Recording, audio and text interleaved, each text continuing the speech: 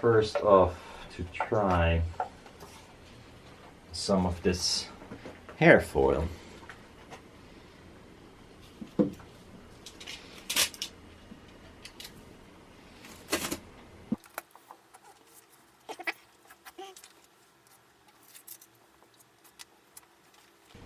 Now I use some plastic to fixate it with the sharp edge.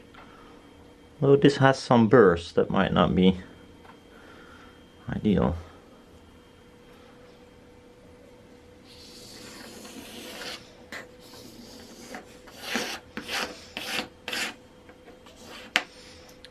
Didn't clean very well.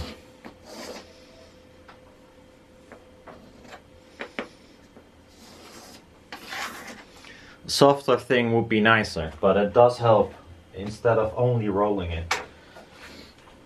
Put a new blade in there, 30-degree angle, because I'm gonna do a different method of cutting. This is a direct design from the etching version, so I doubt if it will manage to cut it without like completely rip the foil. But who knows? At least I am gonna try. There might be a little bit too much weight on the cutting head right now, but we'll see.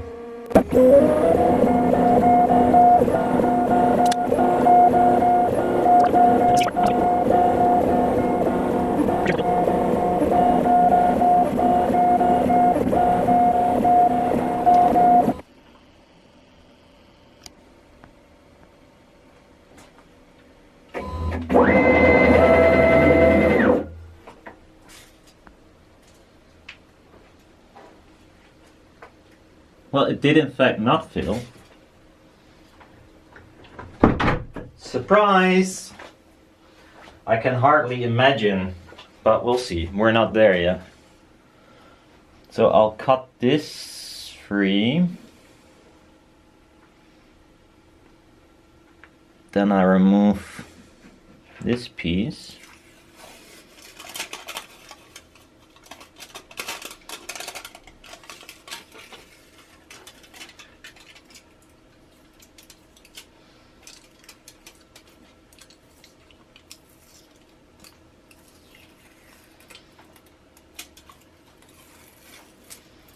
Oops.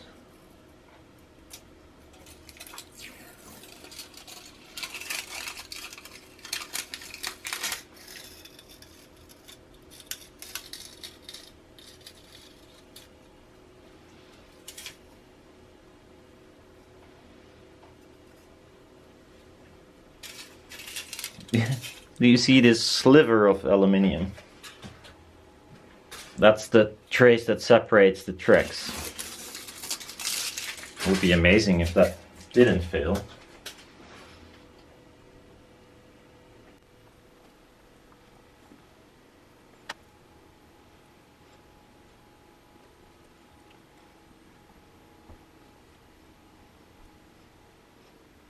That's it.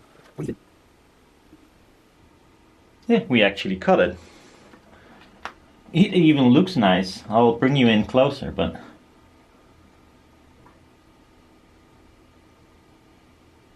there's one piece here, and then it's a complete success actually. That's not normal.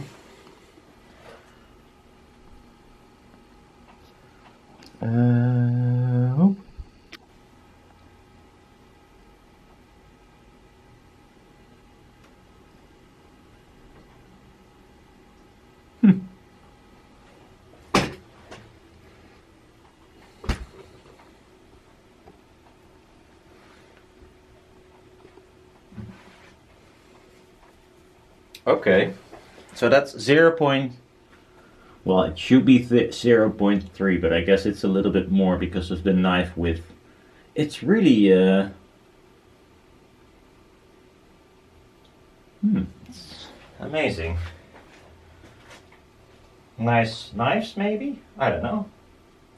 So I'm gonna try something that I tried, but it's like years ago. And I actually should have a frame to lower the foil onto this thing Maybe I can make one from some crap laying around here. That's big enough. It's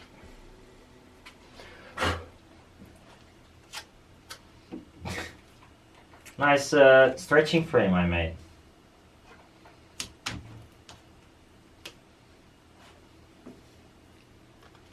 From the rest pieces, I think, from the frame, I am gonna put it in.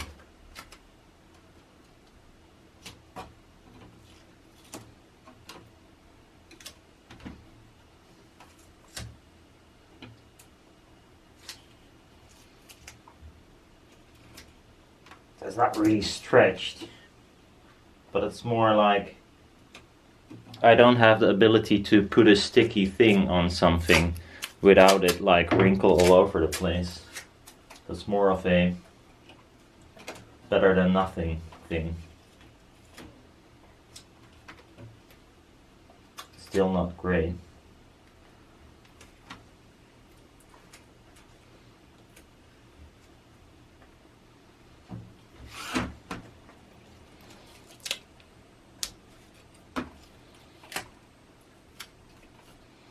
So this is my makeshift frame.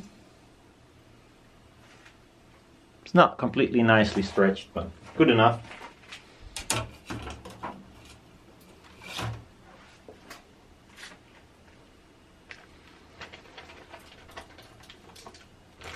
So now the idea is I pop it over this thing.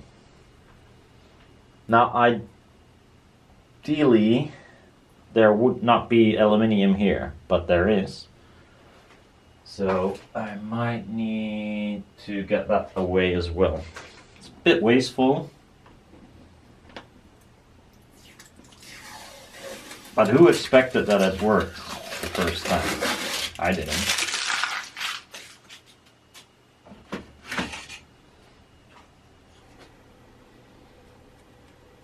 I'm gonna put this on.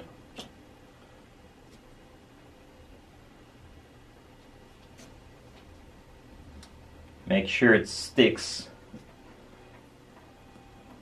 to the aluminium at least.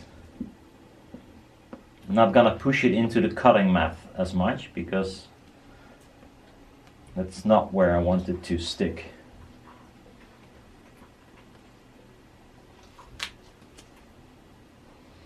Now the idea is that I remove my tapes.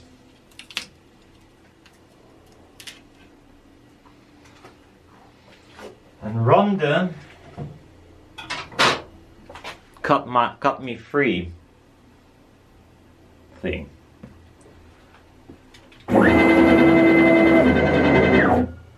So people wonder why I changed from ribbons to planars or something in between, and that is, well, one has to do with the other. It's gonna be kind of a ribbon spin-off, but I'm gonna use the Neo 10 tweeters that I made, not the B&G Neo. So once more, it all, you know, I learned something here and put it to use in maybe another design, or just want to try it. I mean, if it is of any use, I'm not sure yet. Might not be at all. So I got my cut free program. It's just gonna do a rectangular cut, but then I don't have to fuck around with a glass plate and a sticky piece of this stuff that is annoying.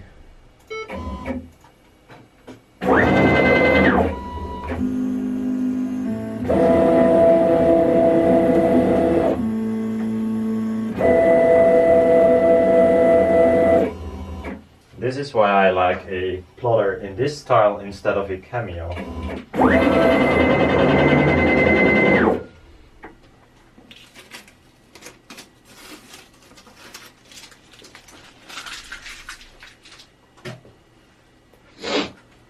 There you have it. Now let's see if we can pull this thing off. That would be nice. Let's start from here maybe.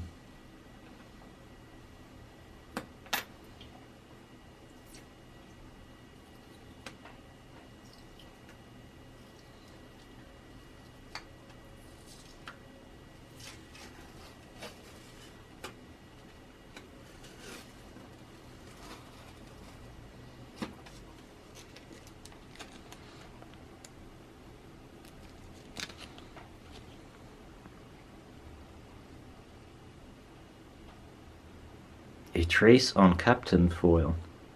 And I laminated myself. A viewer sent me a picture to Wisdom Audio. And they used also the KAPTON and foil laminate. Not this one, of course, but maybe lighter, I guess. But it's funny, they have in their pictures like it's a well thought out picture. One of these foils that, you know, just like a leaf flies like this, you know. And then of course in the text somewhere it says that it's lighter than air, or lighter than the air it pushes, etc. And I thought that was kind of funny. I mean, so much effort for a picture of a foil just to do that. But anyhow, most often these KAPTON laminates are not light at all. They're rather heavy. But for most purposes it doesn't really matter. I am really pleased with this. So what I'm gonna do now, since this is still sticky, which is annoying, I'm gonna add some chalk powder to get rid of the stickiness. And then I'm gonna corrugate it. It was a great success. Never happens in one go. One benefit of using this thick ass KAPTON tape is that the glue that's on there is also heat resistant. Well, or at least, you know, the whole material is designed to be more heat resistant. So I hope at least that the glue or the adhesive is as well. I mean, it would be stupid if that one wasn't. So you got a heat resistant tape that falls off. So I guess it is, hopefully. So I just put some of this chalk stuff in there. And then yes, it does look less nice. But yeah, it doesn't stick to my corrugator, which is the main reason why I do this. So I'm just gonna saturate the adhesive with chalk. That's the idea.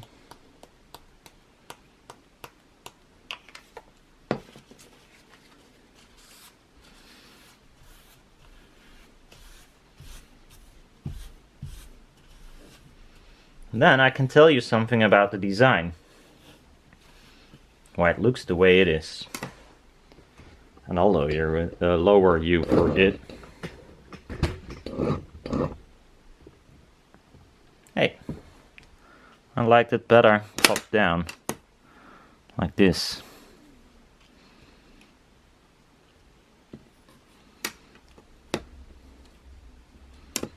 Okay. So these are the connection points, nothing weird there. Then it does this weird turn, just like also in the BNGs, but it's actually the same turn as you can see here in the middle. But it doesn't continue anymore, so that's why it looks weird. And then what it does, so both sides are the same. So this is according to plan, this one as well, so it moves according to what you might think, like in phase with all the rest. And then it makes another turn, so this big ass track here will be playing out of phase. Now the reason why it's wider is to have less of an impact. That was the idea. Someone posted about the ribbons that it worked like this. I didn't know that it worked like that, although I did use the same technique in my planars often, but I had an other explanation for it back then. For instance, the foil magnepens. What's that annoying noise?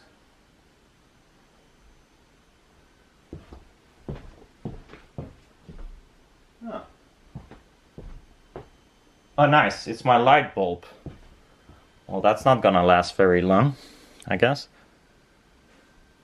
That's the end of it, I think. The magnet pens with foil have less output, and the thing is, the foil is rather wide, and half of it will be out of the ideal magnetic field. But it could as well be, I mean, the result is the same, so I noticed that, but could as well be the fact that the current density of a wider piece is less. Because normally, if you would feed it directly on this wide track, then of course it would be louder. But since it gets fed by the smaller pieces, it's never gonna reach a higher amperage over the wider piece, because the rest of the tracks won't let it. That's the idea. So I'm gonna put this through the corrugator and see what it does. Might mangle it up, and then I have to start all over again. At least so far I'm happy, so that's good. It's not sticky anymore either, so good. This is my big ass corrugator that I didn't finish and didn't want to make. Nice. It's used wood, and I just wanted to corrugate something real fast. So that's what I did, and usually it will stay like this for a very long time until I'm really annoyed by the fact that it's not done the way I wish I would have done it in the first place. Hi Cleo. Hey? Yeah. She's really meowing like there's really something wrong. It's terrible. Eh? Yo. She has food, so... Oh, I'm gonna add this in, and I noticed it's hard to do it straight. At least harder than it was with the other one, I'm not sure why. And then it went through, and then I should be able to pull the rolls apart so I don't corrugate the end of it.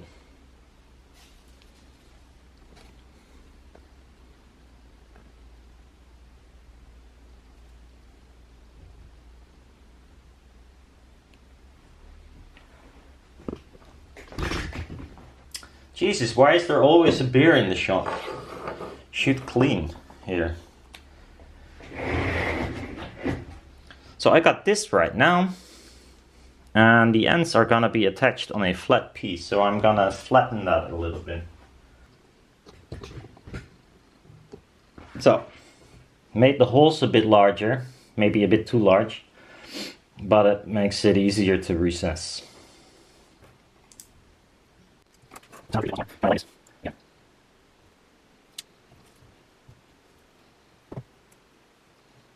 Something else.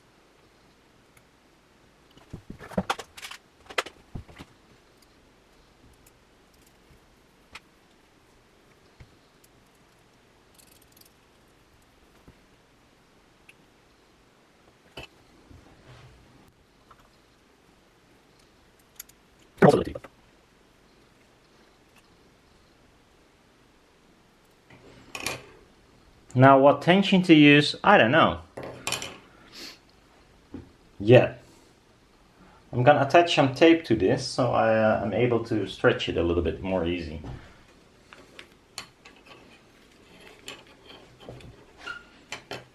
Or would be.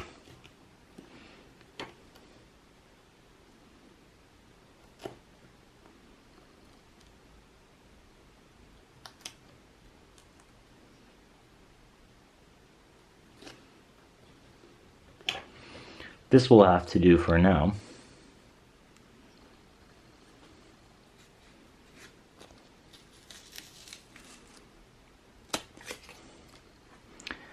So apparently I made the tracks a little bit too long. I made them longer on purpose because, well, if you corrugate it, something becomes smaller. But how much smaller is, well, unknown to me. So that's why they're longer right now. Here, woo.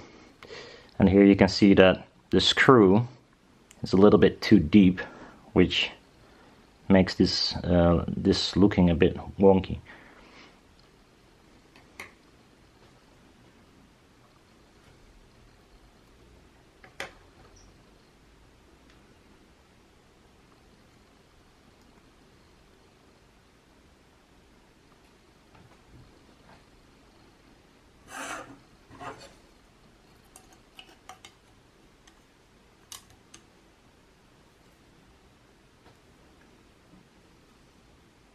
The idea is that it's not touching the metal, but I can fix that later on. So then a spacer comes over here. So there's one thing, what I think is nice, that you could replace a membrane without, like, you know, throwing away your speaker. You can just get one of these frames with a new membrane, and you could even take thicker frames if you want, or thinner frames for whatever reason.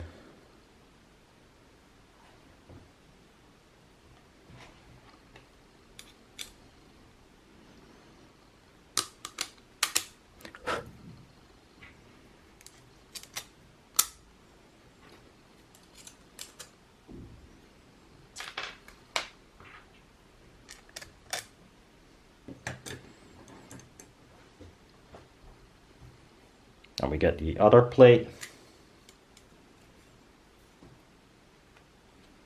And this is the more tedious bit. Although these are not the strongest magnets you can find, and also especially not the biggest you can find. They are 3 wide, 2 thick, 2 millimeters, and 13 millimeters long.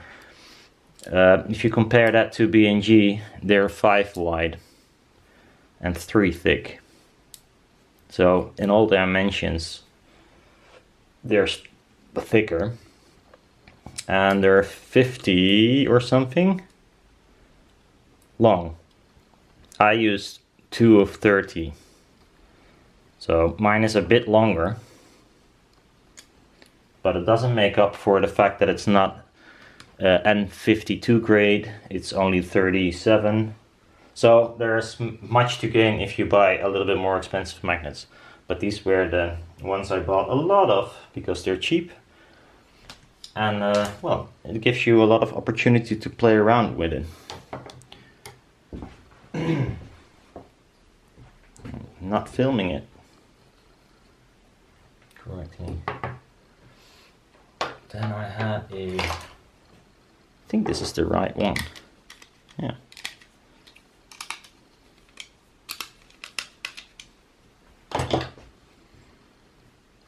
Now I have to make sure this is not gonna short.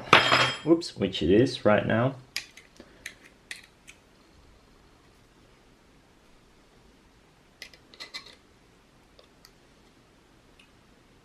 So I have to redesign that as well.